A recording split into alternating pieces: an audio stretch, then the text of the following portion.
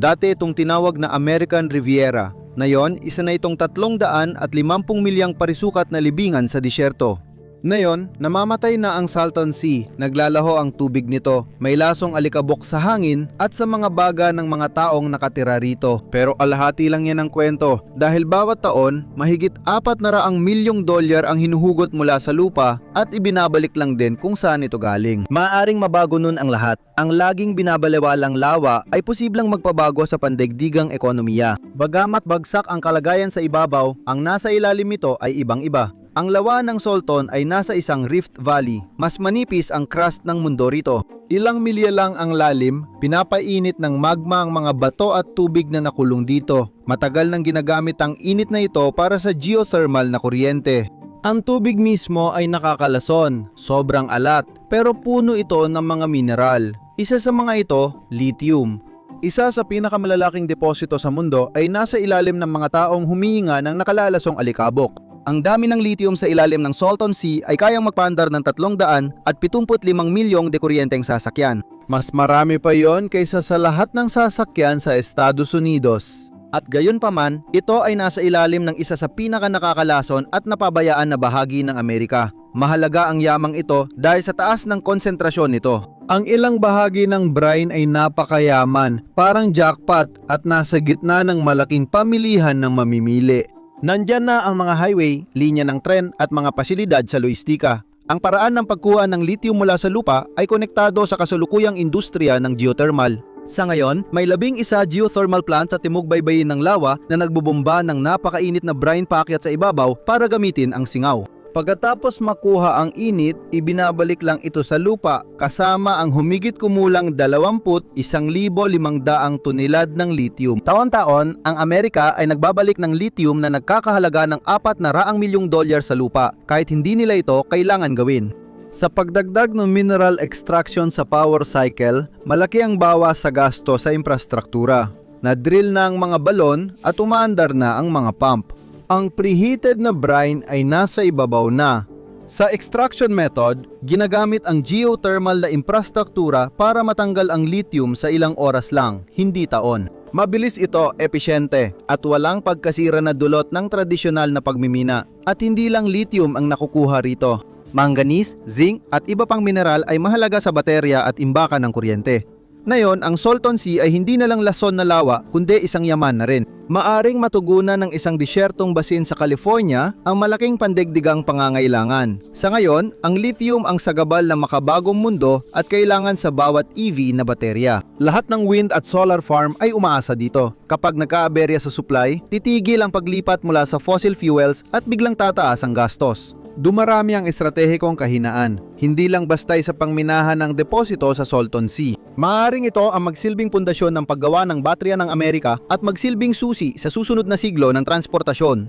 Sapat ang taas ng konsentrasyon, napakalaki ng dami at malinis ang paraan, kaya ang tanong ay hindi na kung mangyayari kundi gaano kabilis. Nagsimula na ang karera para gamitin ang yaman ng Amerika at narito ako para mag-ulat. I-like, i-share at mag-subscribe para updated ka sa balita. Ang Imperial County ay isa sa pinakamahirap sa California at sa ilang lugar halos umabot sa 2 digit ang unemployment rate. Pero ang kita mula sa lithium na isinabatas na yon ay maaaring magbago niyan habang buhay. Ang bagong excise tax ay nagbabalik ng 80% diretso sa county. Kapag naabot ang buong kapasidad, maaaring makalika ang produksyon ng lithium ng halos $2 bilyong kita kada taon. Tinataya na ng mga tagaplano ng county ang 700 permanenteng mataas ang sahod na trabaho para sa 3 pangunahing proyekto. Mga operator, technician, maintenance crew at libo-libong iba pa sa konstruksyon at support roles.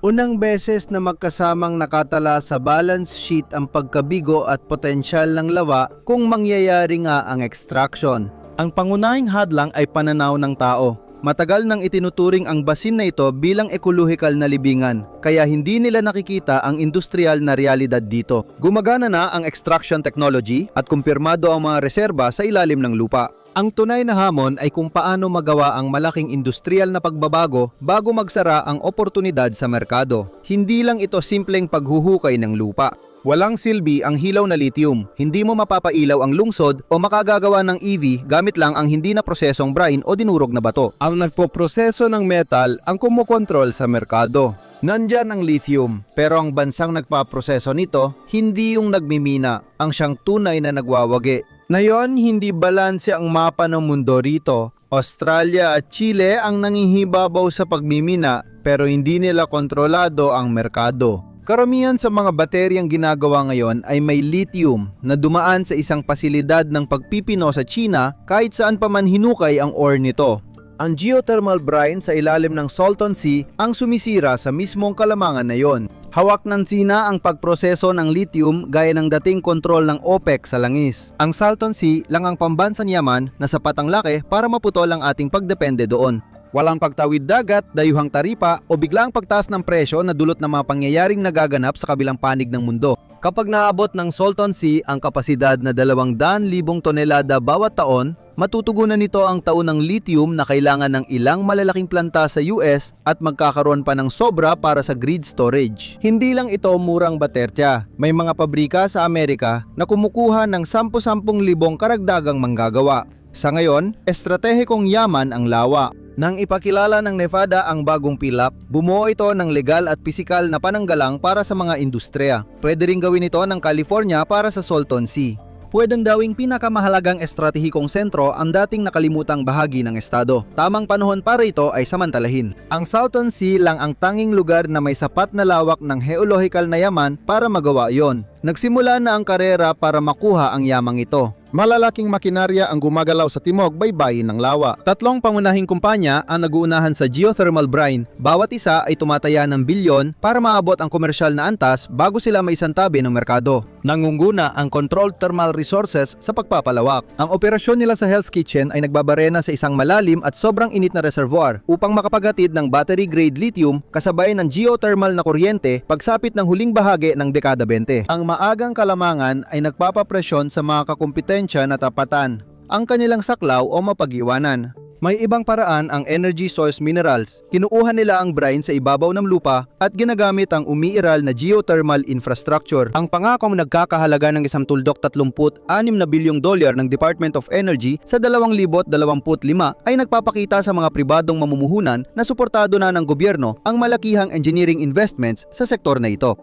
Samantala, ang Berkshire Hathaway Energy ay nag-invest ng mahigit $40 bilyong sa renewable energy at nagpapatakbo ng isa sa pinakamalalaking utility network sa Estados Unidos. Ibig sabihin, kaya nitong magmobilisa ng resources ng mas mabilis at mura kaysa sa maliliit na operator. Hindi ito 3 magkakahiwalay na taya. 3 magkaparallel na linya ito sa iisang highway. Ang una makakaabot ng 20,000 tonelad, ang siya makakakuha ng mga kontrata na hahabulin ng iba sa mga susunod na taon. Kinilala ng pambansang pamahalaan ang halaga nito at puspusang pinipilit na pabilisin ang schedule.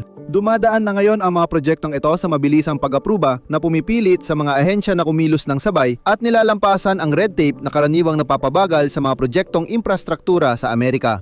Kasabay nito, nagpatupad ang California ng lokal na istruktura ng buwis para patatagin ang politika sa rehiyon. Ang bagong excise tax ay nakabase sa dami ng napoproduce na lithium. 20% ay legal na inilaan, partikular para sa pagpapanumbalik ng kalikasan ng mismong Salton Sea. Nangyayari ang mabilisang industriyang ito dahil may nakahanda ng merkado para rito. Sa buong Sunbelt, nagbubukas na ng mga malalaking bagong pabrika ng baterya. Kailangan nila ng lokal na supply na hindi apektado ng mga sigalot sa pandaigdigang kalakalan o abala sa dagat. Kung makamit ng Imperial Valley ang target sa produksyon sa huling bahagi ng dekadang 2000 at 20, masisiguro nila ang mahahalagang kontrata para sa sektor ng sasakyang Amerikano. Walang puwang para magkamali dahil tuloy-tuloy ang pagpapalawak ng mga internasyonal na kakumpetensya. Kung mapalampas ng mga proyekto sa Salton Sea ang tamang tiyempo, matuyuan ang pondo o matigil ang konstruksyon, mapipilitan ang mga pabrika ng baterya na maghanap sa ibang bansa. Ang pandaigdigang merkado ay nangangailangan ng kasiguraduhan. Kailangan ng Estados Unidos ang materyal na ito, pero may humaharang dito, California. Ang sistema ng regulasyon ng estado na maaaring magpahaba kahit sa simpleng konstruksyon ng hanggang 10 taon ang siyang direktang humarang sa pagitan ng US at ng ganap na kontrol sa kanilang supply ng lithium. Ang bawat pagkaantala rito ay hindi lang usaping burokrasya kundi estratehikong panganib.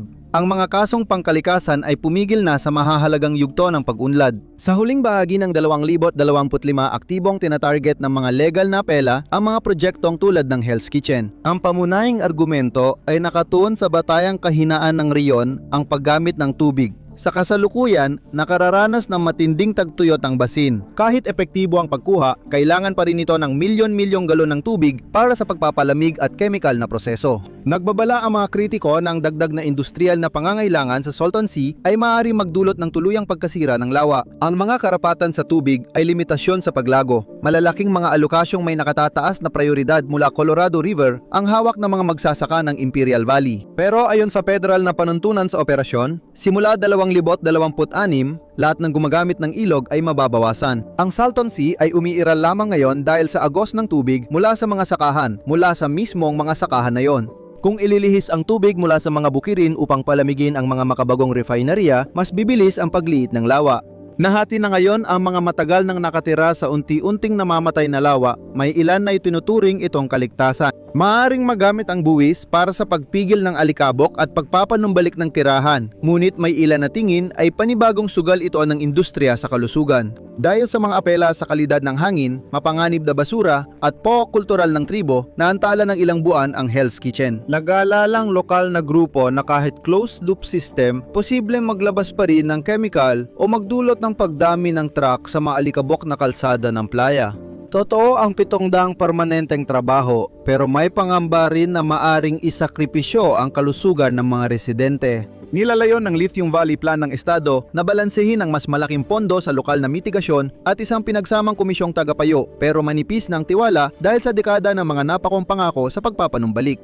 Ang maliliit na balon ay pwedeng makasira sa sagradong lupa ng mga komunidad na matagal nang nakatira doon. Malaking problema pa rin ang alitan sa pagkuha ng permit bukod sa issue ng tubig. Noong unang bahagi ng 2025 hayagang ipinahinto ng Berkshire Hathaway Energy ang ilan sa kanilang mga geothermal na pagpapalawak, binanggit ang mga pagkaantala sa permit na hindi na praktikal at matitinding sagabal sa infrastruktura. Maaaring mapaliban ng mga administratibong hadlang ang paglulunsad mula huling 2020 hanggang 2030 sa mabilis na pamilihan, 5 taong delay ay kabiguan na. Kung malampasan ng mga operator ang mga kaso, makuha ang karapatan sa tubig at masimula ng produksyon sa huling bahagi ng 2020s, magbabago ang estratehikong balanse ng mundo. Kung magpapatuloy ang mahigpit na regulasyon, tuluyang magsasara ang pagkakataon at malalampasan ng pandigdigang industriya ng baterya ang Estados Unidos. Ang kinabukasan ng malinis na enerhiya ng bansa ay aasa pa rin sa imported na lithium, kaya magiging vulnerable ang mga gumagawa ng EV at grid project sa pagkaantala, pagtaas ng presyo at hadlang mula sa ibang bansa.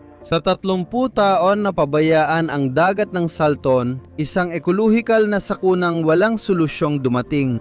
Ngayon, ang mismong kabiguang, iyon ang naging kinakailangang kondisyon para sa isang malaking pagbabalik ng industriya. Pinipilit nitong ganap na baguhin ang tanawin. Hindi naghihintay ang disyerto at tiyak na hindi rin naghihintay ang China. Pero ang Amerika kaya? Salamat sa pagsama sa akin na yon. Sana nagustuhan mo ang video. Kung nais mo pa ng ganito, mag-subscribe at i-on ang notifications. Malaking tulong ito. Salamat ulit. Magkita tayo sa susunod sa Matpak.